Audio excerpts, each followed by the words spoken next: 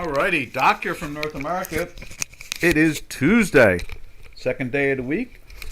Kind of a Fed week in many ways. There's a lot of Fed people talking. You can see here we're looking at the dollar index on our beta. You can see it's it's been working its way down. In other words, the dollar has been going down against most of the currency pairs. See the same thing here on the weekly. It's trying to drive itself underneath to the zero line. We go over to the, let's go over and show you the, let's move that over too. Same thing on our main platform. Let's go to that right there. You see the same thing in the daily sell since here. It keeps on pressing down. You can see right there the weekly is trying to press even more down. And as I said, today we have a lot of Fed. What we have is the beginning of some Fed governors communicating about the market, the marketplace. I guess what you could call it. Where's it at? Right there. We have a podium of people talking today. Michael Barr, Vice Chair for Supervision at the Federal Reserve Board of Governors, will deliver a keynote address today in New York at the Fed-hosted conference. There's a conference going on, so they're going to yak. It's not your classic. I mean, it's a classic insiders, like not a classic like, oh, we're going to raise rates. But they're going to talk about credit risk and management. They're going to be there's going to be a bunch of Fed speakers. I think was it the New York Fed President Williams, the Chicago the Fed President Aston Goldsby, Atlanta's Fed President's going to be talking. They're all going to be yakking. The Cleveland Fed, Mester. It's just going to be Fed speak. At the same time, we've been seeing the beginning of this week. We're seeing the Fed basically reaching in. Or not just the Fed, but we're seeing some of the high grade borrowers. They're out there selling billions in bonds. Over 60 billion have been sold so far over the last 5 days since Friday. This marks the biggest week in nearly 2 years. So they're pushing some stuff out. The February supply record was 153 billion. That's what Bloomberg said. So there's a lot going on. Investment grade bond supply of 342 billion now stands some 27% above last year at the same time. So people are trying to cash in on selling these bonds, and then I guess you can say they're suckering the money managers. Because notice they sing the song. We hear money managers talk about, it's like, do I buy stocks or do I buy 5% government return? Well, I'll take that 5% government return and underperform the market, but at least I have money. Remember traders, there's a reason. Oh, let me get the chat line up too. Remember, there's a reason that for almost over a decade that money managers were willing to pay interest, not just get interest. They were willing to pay interest. So in other words, they put out, let's say they bought $1 billion worth of bonds. They were willing to pay interest to the government, not get interest from the government. Okay, now they're getting 5%. Well, if you think they loved the idea of just paying interest to the government, not only buying the bonds but paying the government interest, now that the government's willing to pay them 3 or 4 or 5%, you kidding me? They want to marry it. They want to literally have a lifelong love affair with it. A good third of these money managers have no idea about real investments. The idea that you're supposed to actually make money. They're just happy to take the payment that they're managing it. So, that's the sickest of, I could say it's really sick. It's really demented. It really is. It always blows my mind. The level of incompetency managing billions and trillions of dollars. It is funny and weird. When I was in that business, it was like dog eat dog. You had to outperform the S&P. Yeah, you had to outperform. Oh, there's my voice. Basically you had to produce, you had to actually make money. That's right, you had to actually make money. Now they're just happy to be able to hand them back the original money and just a little minus, or they're very comfortable. Money managers today seem to be very comfortable to outperform or be outperformed. I'm sorry, be outperformed by the market and feel very proud that they actually made money at the same time. So in other words, if the like last year the market's up, like the Dow Jones Industrial Average was up like 13%, and they perform at like 6% or 7%. So they're actually in my day that was considered a loss. Okay, you lost 5%. I mean, if you made 7% and the S&P 500 made 15%, then you lost 8% as far as everybody was concerned, and people started doubting your ability. But in this era with quantitative easing, they're just happy to just what's this? Jupiter, Florida. Huh. Okay. So, it is a very demented era of investing. And so, this week when you have all these presidents and Fed governors yakking away, the markets are going to go in all kinds of fun directions. They'll go up and down and twist and turn, and it sounds like just a pure mess. I can't describe it any better than that. All right, let's go take a look at that dollar index again.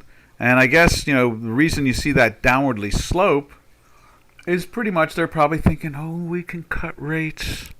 Oh, can't we cut rates? We want to cut rates. We need to cut rates. Because they're claiming that, later part of this year, the economy could slow down. Like as if it was actually growing. I mean, we have a GDP that's growing, but the bulk of it is from government money, and the the Bloomberg and the Reuters and the Yahoo Finance and CNBC, ABC, NBC, CBS, National People's Radio, NPR. They're not willing to say the word that the only reason our GDP is this high is because the government is hiring people to go and work in bureaucratic jobs or medical jobs or something like that. And so it's a fallacy. So we're not really growing that well at all. Private sector, which is what grows America, is dropping. They're losing employees. Every month you hear 5,000 from here and 3,000 from there, but the labor number goes up in hirings because basically the government is hiring people. And you see it in the stat. They just refuse to say it out loud. And I show it. I mention it all the time when they put those stats out on a Friday labor number and a Thursday labor number. I go, look at that. More government workers are being hired.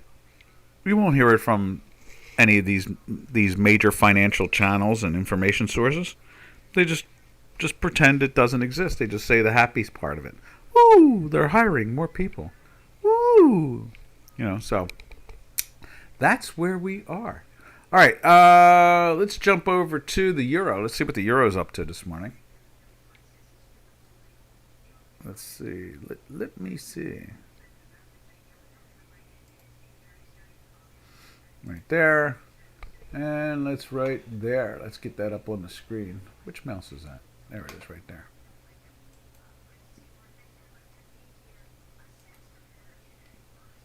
There's the euro. Just as the dollar index is on a downwardly slope, it's on the upwardly slope. Matter of fact, you can see right here on the weekly, we're at 0.00060. So we're trying to climb into the buy on a weekly basis now.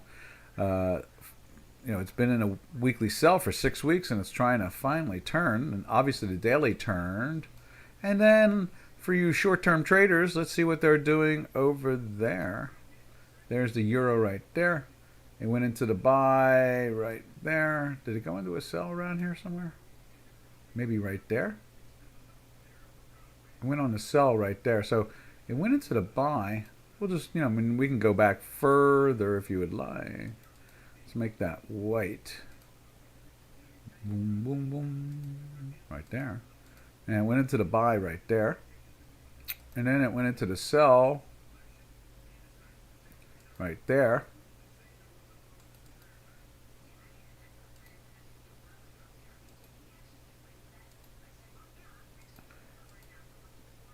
And it went down for one tick, or one bar, and then we can grab this and went back into the buy again.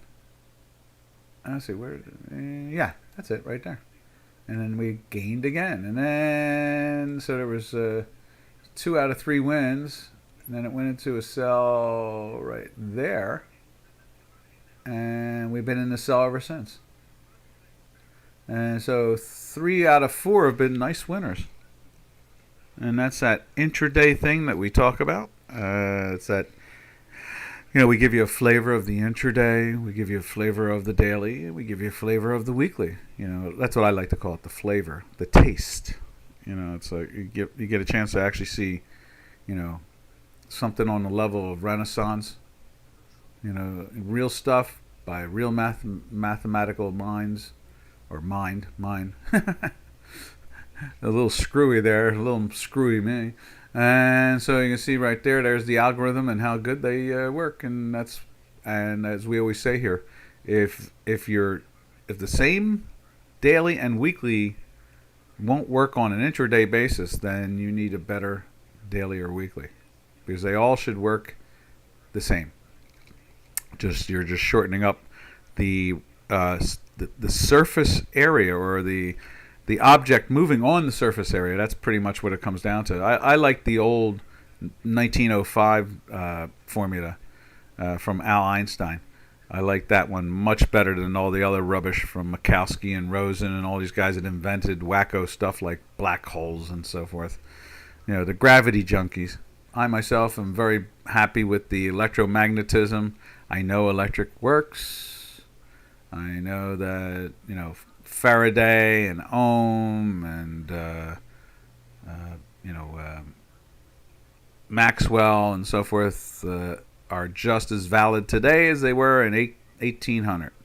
Whereas these junkies on the gravity thing who've twisted and turned this stuff make no sense to me at all. Had a discussion with an engineer last night, engineer scientist in Italy. Was like, why do you keep on talking about black holes? They don't make any sense. They're not real. The math, they have to keep on inventing new math for it. That's exactly what we talk about in trading. If you have to invent a new math for intraday, that's different from your daily and your weekly, it's not good. It's definitely not good. All right. Ooh, look at that. It's jumping into the buy again, isn't it? Let's see what's going on there. Right there, it's bingo, bango, bongo. Was that the buy? Or was that the buy? Let's see. We'll find out in a second. We'll move that there. We'll take a look at it there. 0040 on the white, 0080 on the green. No, see the blue, just missed it. See that right there? That's it. Right there is that minus. So no. So this is the buy right there. So close there, and it's dancing, and we'll see how well it can dance. They went down and tested it, and we'll see how much they gain and see where they go. And that is the action of the euro. And we'll leave that up there for a few seconds and see if it makes a plus move into it and starts to lift. We'll go over to the GBP in a few seconds, unless someone wants to see something, but I only see just two people watching at the moment, so no reason to get too panicky until we start to see bodies come into the room here. Let me take a sip of my tea.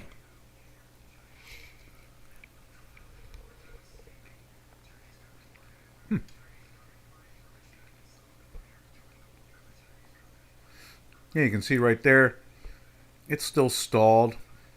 It's not a winner yet. And so, oh, that was a good sip. All right.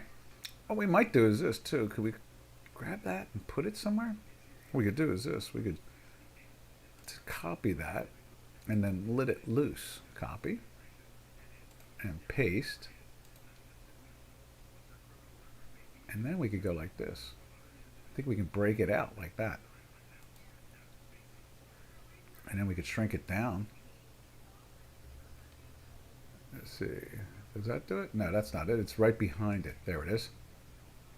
So this is what we used to do. We used to leave one up all the time. And so now what we can do is, I think, how do we go there? Now, let's go take a look at the British pound.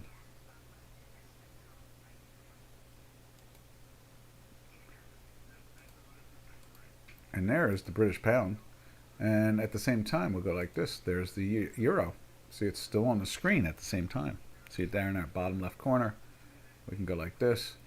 Yeah, we used to put the camera on it. When we first started with Ducoscopy, we would put the camera on it.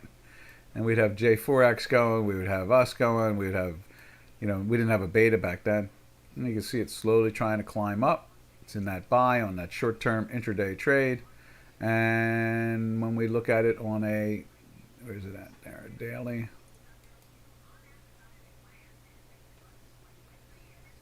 See right there. And there is the GBP. You see that right there. GBP has been in a daily buy now for, was that 8 days? And the weekly, you can see the fast closing it last week, but we're having, the slow is having some issues. And I noted the pound was outperforming the euro pound pairs trade. And now we're starting to, see this thing start to, oh, there we go. We got 4 people watching now. So they can see that we have that intraday over there on the far left. Doc was on a whiny, complaining thing about a lot of different things there you missed. You'll enjoy it when you listen to the repeat. And let's see, what else can we say about the cable?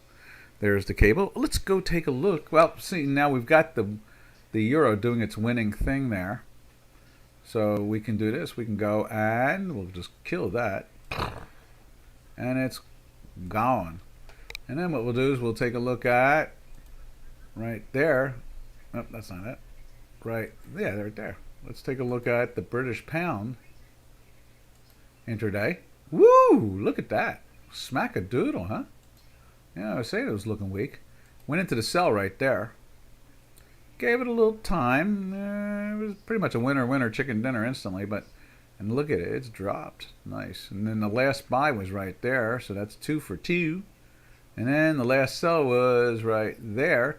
That's 3 for 3. And the last buy was right there, which is barely a win at all, but it is 4 for 4. And so, just there, and I guess we could say, was that a sell? No, that wasn't a sell, and that wasn't a sell. So actually, the buy was even further back. The buy was really right there. Where's it at? Was that it? Nope. Yes. So that was the buy, and it dragged its way for a long while up. And that's the conversation we always have here is that if an intraday doesn't work, and like the intraday, like the daily and the weekly, then obviously you got the wrong math going. You're using the wrong tools. That's all I'm saying. That's all I'm ever saying, really. And so now let's go back and look at the GBP again right there. You can see it's not acting strong. You got these lines breaking down towards the manifold. And then when you look at the intraday, what's it doing? They seem to be trying to sell it down a little bit. There's lots of wonderful nuances when following our math. And it's always very fascinating. It's always very fascinating. And, I've learned a long time ago, show your math and I'll learn something. Yeah. Show my math, like what we're doing here today. And I learn something because someone will see something. They'll say, hey, look at this. When that does this, that does that. And I go, really? Robin used to do that to me. Robin would say, oh, too many fish in the net again in your system. And I'd say, what? And you go, yeah. When the daily and the weekly are doing this stuff and then it's done it this way, then all of a sudden, boom, it does that. And sure enough, it did. It's like, oh, thanks. Because I can't spot everything. I'm going in three directions at the same time. So it's nice to have other people looking at the action and seeing what they see. It's like going to a museum and you look at paintings of great painters, and you see something and someone else is looking at the same painting and they see something else. Heading for that tea again. Yeah, that's what it's really like. So when we, as I sip my tea, when we show you things that our math is doing, it's not to brag. I'm hoping that you see something I didn't see, and all of a sudden I learned something more from my own math. And I've been using it since like 1980, or 1981 in the markets. Before that it was just the derivatives that we were paying attention to. But I started spotting that thing characteristics, and it was like, wow, I didn't realize that. And then when other people looked at it, it was like, wow, I didn't see that at all. Just a couple sips of tea there. Remember, it's morning time for me. So, and no one's asking questions. So, what else can we say about the British pound? I guess that's about it. It's trying to get into the buy, just like the euro, but the euro is acting much stronger. And let's just for fun go look at the euro GBP pairs trade. It's been in the sell for like 3 days, and let's widen this all the way out on the daily. There we are. You see it went into the sell right there, and for a couple of days it was going down. And then today, look at it. It's trying to turn up. It's getting some heat. It's getting that Guatemalan-ness, the hotness. Yeah, and you can see the weekly after, I don't know how many weeks. How long was it in the sell? Went into a weekly sell back in here in the, where's that area? Right in there. Right there. Went into the weekly sell at the, 88? Yeah, 88 area. It fell all the way down to the 86 area. Is that right? Or is it 85? What is that? That is, I'll find it in a second. Yeah, 85. Went from 88 to 85, and then started to bounce, and you can see it's starting to turn up in here. And then it had one more digestion, or what we would call the William O'Neill, what do they call it? William O'Neill handle. So this is the cup. This whole thing was the cup. Right in here is the cup. And then that's the handle. And then it makes a higher low. And you can see it's trying to get into the buy there. It's trying to get into the weekly buy there. And, it's just, we watch all kinds of fun things. Doc always watches, we're always trying to learn here. Doesn't matter how many years, how much money, doesn't matter. We're just always learning, because it's really like a science project. This is like a wonderful science project. Because it works, not only does the math work in the markets, it works in reality. The market is reality, but it works in like understanding black holes or the lack of them and so forth. In other words, it understands the plasma side, which is to the 39th power greater than gravity. And so it shows us that the plasma side of our universe is so much more accurate than the gravity side. And, and obviously the gravity got that dark matter garbage going on. And what's the other one they have? They named two of them. They're math fudges. Or what I like to call them, magical math formulas. Dark matter and dark energy. That's it. Dark matter and dark energy. Oh, my God. I think SpongeBob is in there somewhere with it. I'm not sure. All right. So from there, let's go back up and we look at the Swissy. And there's the Swiss. Let's widen that out a little bit. You see, Swiss has been in that weekly sell, or no, weekly buy, I'm sorry. It's been in this weekly buy since the 85 and change, heading for 86. It climbed all the way up to, where's that, 88 and change. And now we're starting to see a little digestion. The Swiss National Bank, the Central Bank of Switzerland, is fighting inflation. They're doing something that Biden, Mrs. Yellen, our finance minister or secretary of treasurer, as we call them, and Mr. Powell, the head of our central bank or Federal Reserve, couldn't figure out. And that was inflation was kicking up. I keep on saying it here. It's kicking up again. And they want to keep on it talking about cutting rates when in fact it's kicking up. And so it's not transitory. They will not use that again. So they have to say other things. They have to invent other little cute words to try to explain what's going on with the inflation and the growth and so forth. And obviously it's a mistake, of course. In other words, they're wrong. They're wrong as usual. Doc is right. And a lot of other smart people are right. And inflation is kicking it up, and we've gone from they're going to cut 7 times now down to just 3 times. And I'm saying they may not even do that. It depends on how panicked and how convinced Mr. Biden has a chance of winning. If they get to the point where they realize there is no way in the world Mr. Biden can win in even an earthquake, then they may just walk away from him and not lower the rates. But if they think that there's a chance that he can get elected, then they'll cut rates because they won't be worried about losing their job, because it's all about the money. Follow the money. Follow the money. I'm enjoying the tea this morning. All right, so from there, we go over to Yenski. There's the Yenski.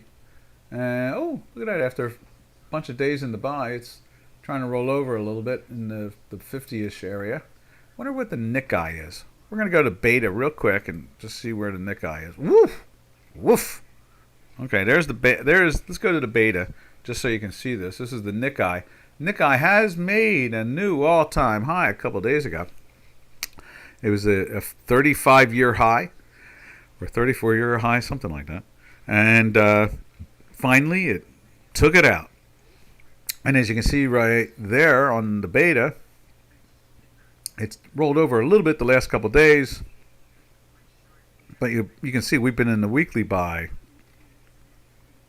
all the way back in the 33,000 area, and it ran all the way to 39,000 over the 10 weeks. So, again, the math did a fine job.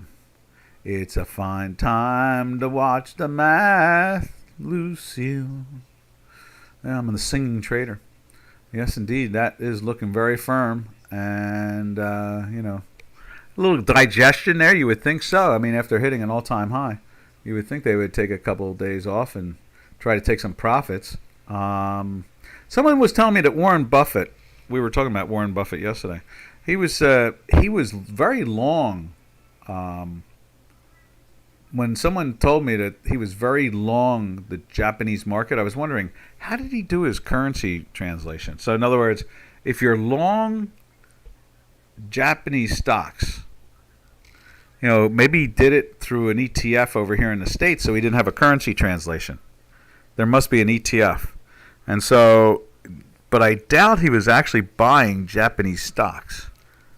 He was probably buying some type of ETF. I'd be surprised, because I want to know how he would have hedged his dollar risk, and that's pretty much the the bigger question in my head.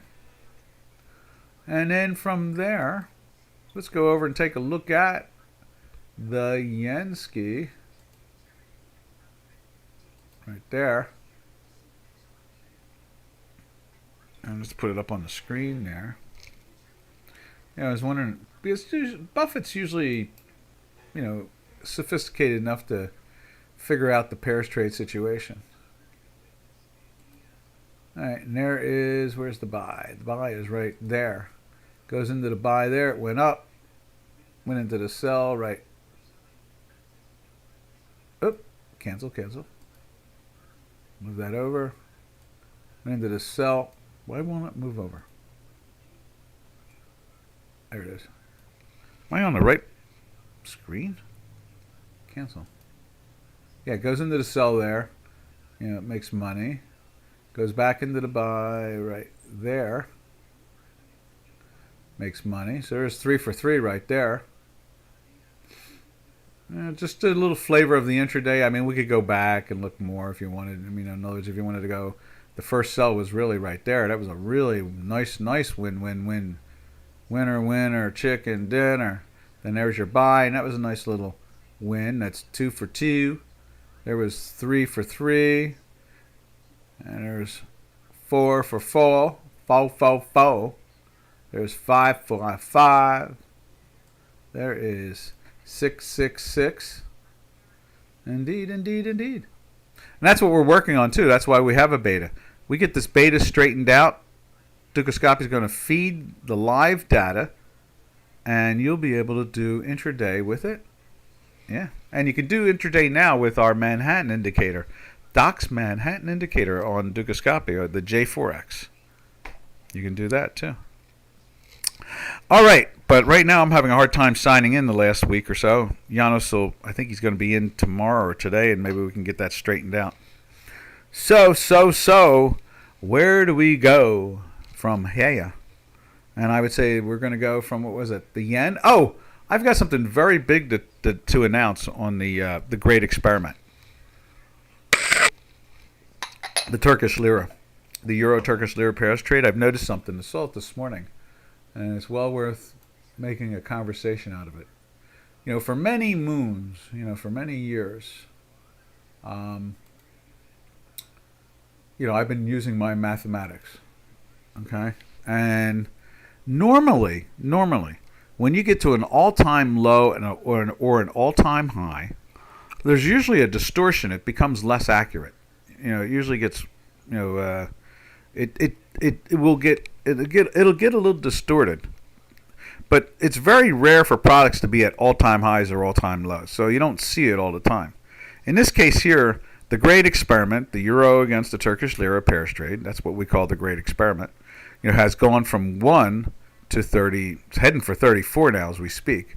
So it's gone up so many folds, it's not worth saying how many folds it went. It went from 1 to 2 to 2 to 4 to 4 to 8, 8 to 16, 16 to 32. In other words, basically that poor currency has been beaten to death. It's bleeding and laying in the curb. And so, but lately, notice you see we're in a daily sell, and the thing seems to be, went into the sell for one day, fell down and gapped up, and and you can see the last couple of days it's been going up, and our math is telling us no on the day intraday on the daily, okay? But on the weekly, of course, it's been in the weekly buy now for like over half a year, 28 weeks or 29 weeks or something like that. I'll show you where it started back in the 28s. Back there it is right there in the middle of September. So yeah, basically September to October, October to November, November to December, December to January, January to February, and now we're going from February ready to go into March, basically 6 months, okay? Heading for half a year. And I think I put it up on something, don't I? Isn't it on our spreadsheet? And I think it says something like 27 weeks now or something like that. So it's, there's 52 weeks in a year, and obviously half of them would be 26. And so it's over half a year now. But we're seeing some real choppiness all of a sudden up in this all-time high territory, which says to me that we may be seeing another change coming with the Turkish lira.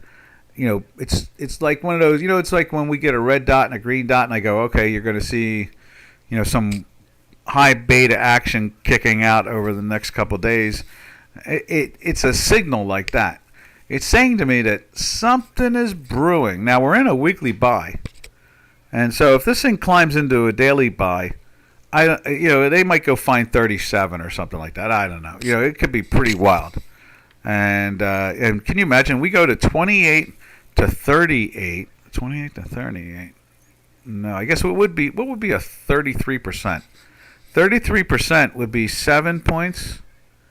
Would that be it? Let's see. Divide 0.33 into 28, which is 9, right? So, you're looking at 9 to 28, which is 37. Yeah. So this thing could explode to the 37 area.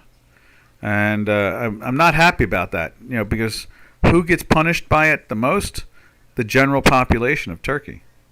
And so that doesn't make me happy. I don't, I'm not cheering for their demise.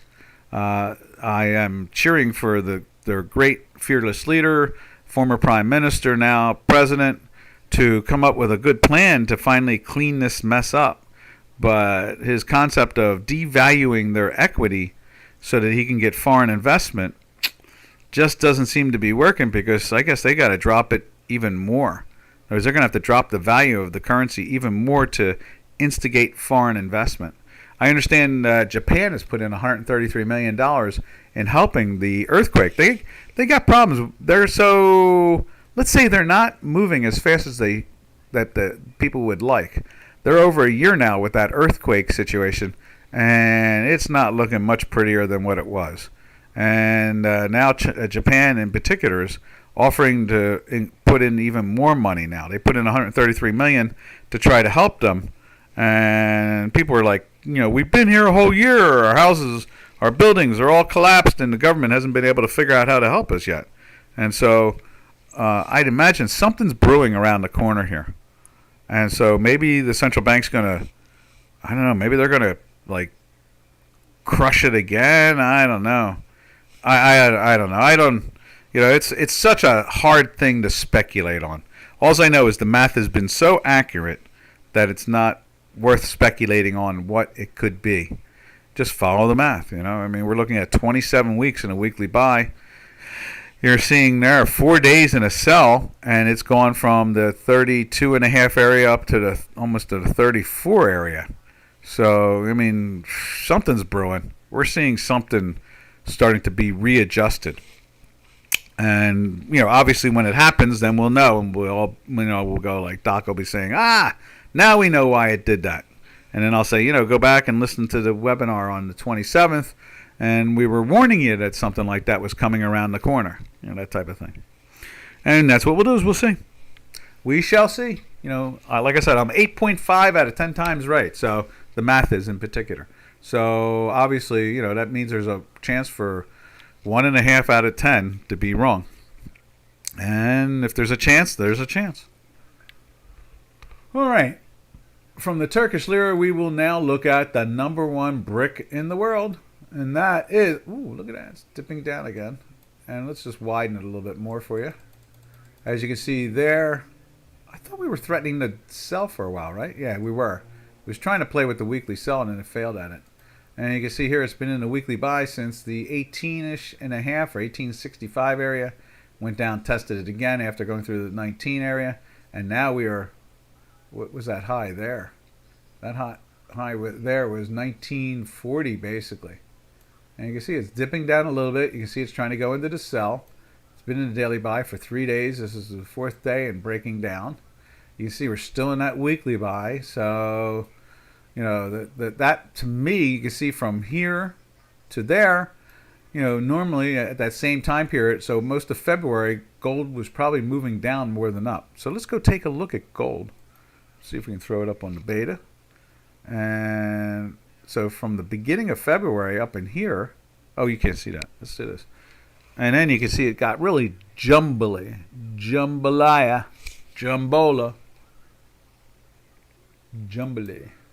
You see from the beginning of February right there, it went down. Like it should. And then all of a sudden in the middle of February, in the middle of February, it bottomed out and started to climb, gaining value. And in the middle of, let's go back to the South African Rand.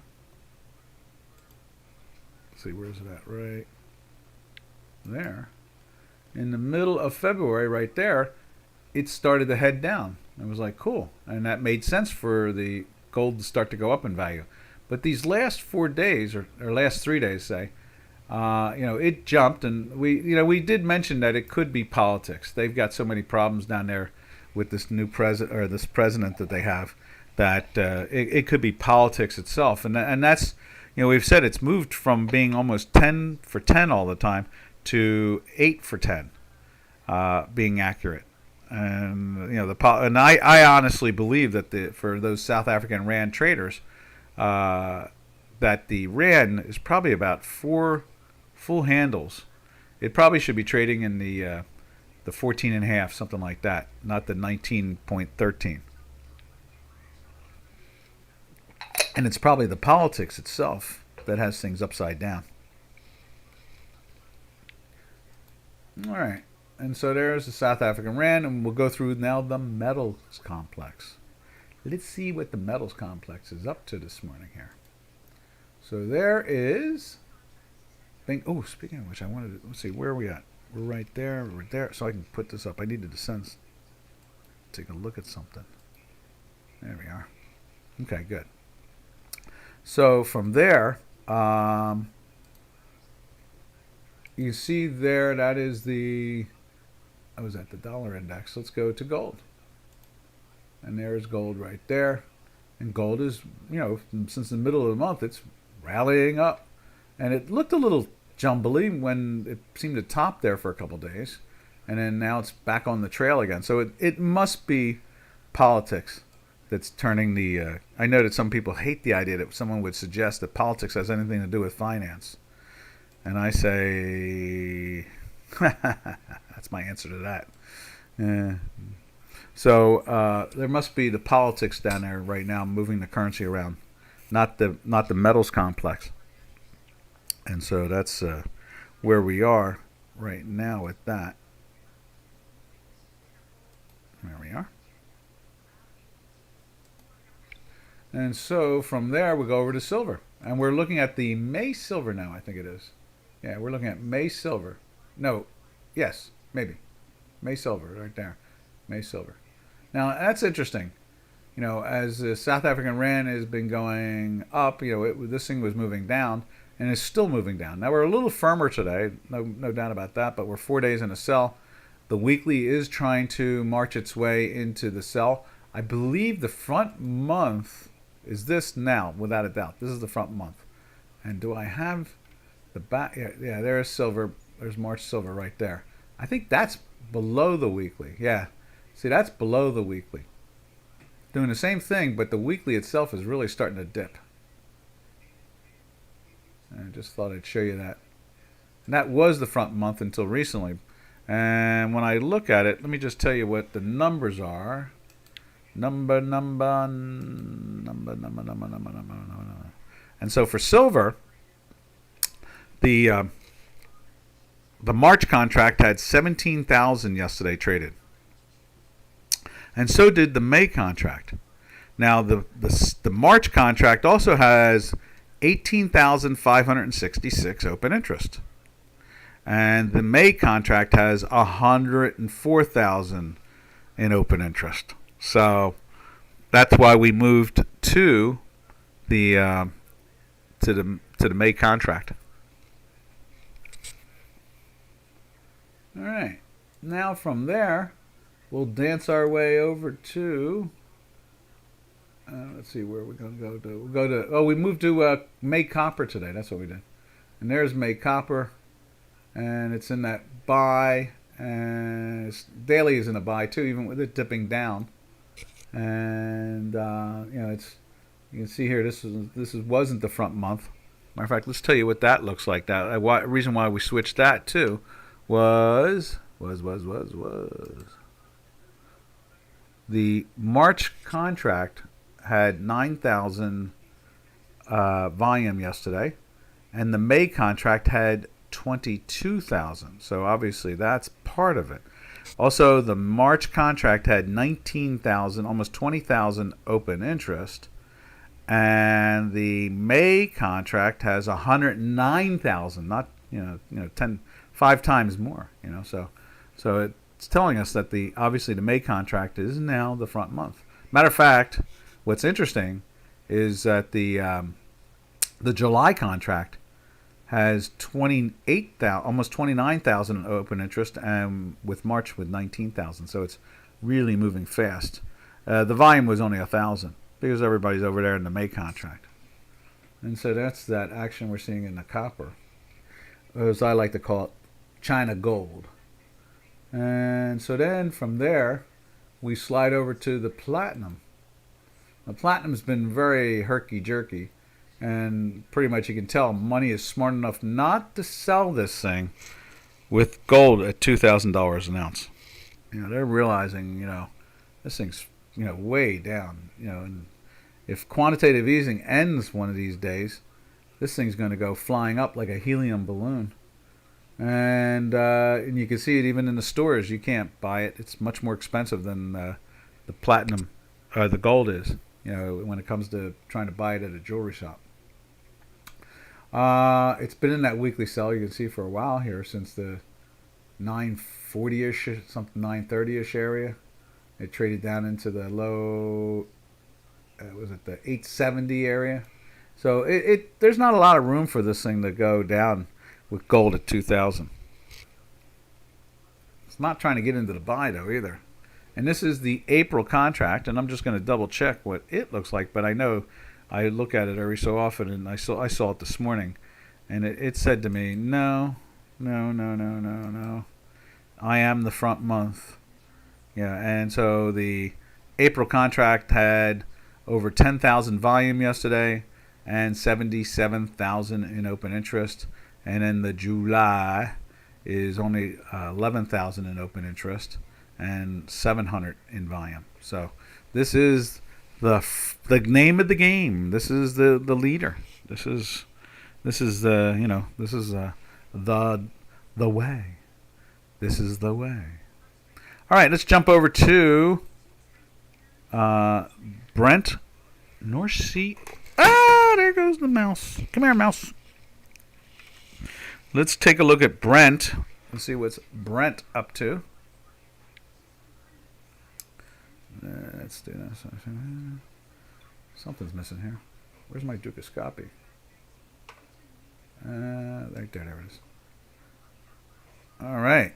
And so let's go to the Brent.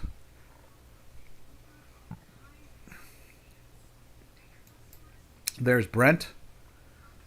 See, it's basically been pushing down for the last 4 or 5 days. You see the weekly is trying to dip down. Look at that right there, and it'll start to draw the top and come down. We need to adjust that still. Robin, I thought he had fixed it. I think what it came down to, he said to me last night he did not fix it yet. And so it was because it was a 4-day week last week. That's what made it look like it was fixed.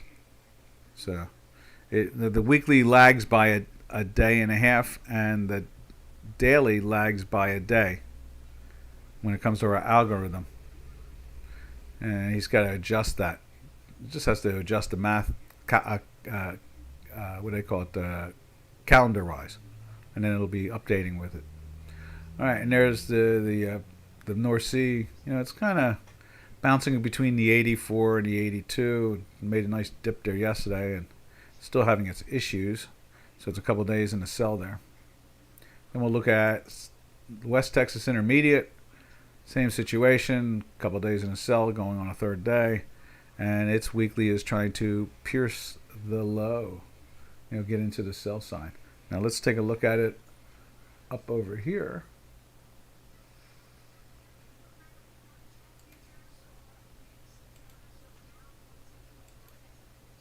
There it is. And let's put this in there. There it is right there. You can see that same type of action in the sell for a few days. And it's trying to dip. Maybe tomorrow this will start to break the manifold and try to go towards the zero line like it did right there. All right. From there, we zipped the doodah over to Nat Gas. Nat Gas was interesting. It went down to $1.50 here in the States, and then bounced up to like $1.80 or something like that. What was that right there? $1.78. And now it's, drifting back down to the $1.50 again. Matter of fact, it looks like it's made a new low of $1.51, whereas that low was $1.56. And you can see we're in a 3-day sell, and we've been in a weekly sell since the $2.10 area.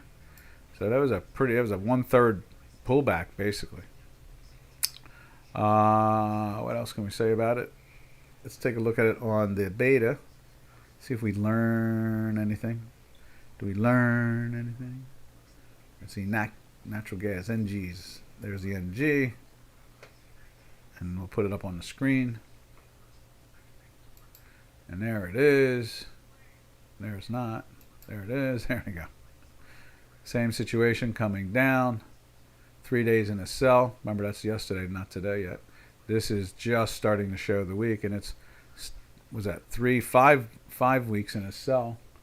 And it's doing the same thing as our main platform. 1, 2, 3, 4. This is the 5th week.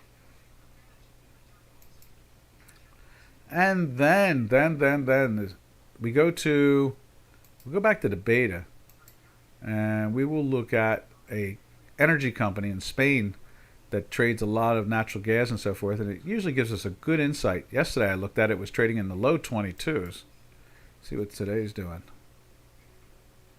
Yeah, look at that. Matter of fact, did it break the 22 today even? Let's see if we can exemplify it. It did. The low today now is 21.96, as you see right there where it says LOW. And the high is 22.40. And so that's the pressure it's seeing there today. Let's fix that again. And you can see it's in a daily sell for a second day now. And you can see the weekly, it's been weekly sell for 3, 4, 5, 6, 7 weeks now. Pressure ever since the 26 area. Let's see, what's the date there? 115. Where's 115? There's 115, the 27 area. So it's been a nice glide down from 27 to 23, basically 22. I'm sorry, 22. So that's been pretty good. What else can we say about that? I guess that's it. That's the energies. And it's been a quiet day. We've had some interesting conversations the last couple of days. And today we started off talking about how the Fed people will be yakking the presidents and the governors, and they'll be having all kinds of cocktails and trying to tell people things are okay. But they're not. But they will be. In 9 months, they will be. So, anyhow, traders, what else can we say about any of this? I guess we have to come up with a title today. Fed speak at cocktail parties. I think that's what we should say today. Fed people speak at cocktail party. Honestly, that's pretty much what it comes down to. They're going to have every bond vigilante hanging out, listening, and trying to get a general idea of what's going to go on and who's doing what and when and who's buying this. And like I said, we're breaking some size. We haven't seen size like this in a couple years, so it's getting pretty aggressive. So we have to come up with a title. Let me see. What else could I call it? Let's see. Fed parties in Lower Manhattan. I like that. How about that? The Fed people party. Let's see. Fed people party in NYC. How's that? That's close enough. It's not too big. It's easy to put up on the screen, That makes sense to me. All right. Let's put that in there as the title of this. I like that. Fed parties. Let's see. Or a Fed cocktails? I don't know. Fed party? Anybody got an opinion to adjust it? If not, I guess I'll go with that. All right, guys, gals, traders. We will catch you tomorrow on Happy to Hump Day. So, happy trails to you until we meet again, which will be tomorrow. Happy trails to you, to all our trading and webinar friends. Ta-ta for now, traders.